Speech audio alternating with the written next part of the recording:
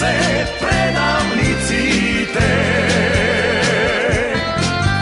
Својот народ што го продале.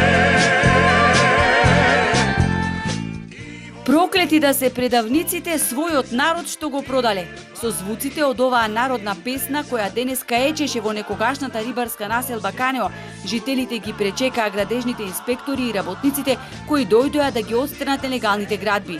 Се рушеа платформи, шанкови, објекти од цврста градба, подигнати на самото крајбрежје, па дури и во езерските води.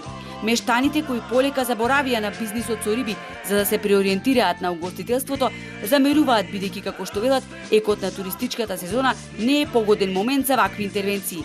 Тие се пожалаа на односот на градежните инспектори. Инспектор што не знаеше да разговарат културно, иако ние цело време настојуваме да се разбереме како луѓе.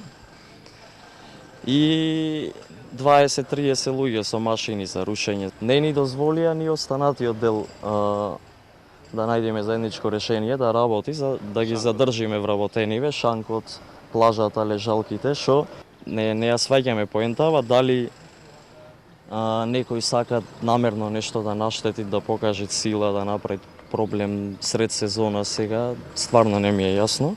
Нелегалните градежни активности во Канео, кога се зазидуваше кребрежето, буквално наблегувајќи во езерските води, траат со години наназад, но никој не беше санкциониран. Напротив, плажите се делеа под концесија.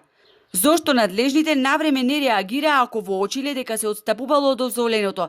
Револтирани се мештаните кои стравуваат дека сместувачките капацитети во атрактивното Канео ќе им останат празни. Тие се уште инсистираат на средба со локалните власти. Да седнеме да разговараме на маса, да ни кажат кој им е точно проблемот. Туристите тука доаѓаат, гледаат убаво средено, добро е за око. Сега ова ќе биде ѓубриште, рушевини.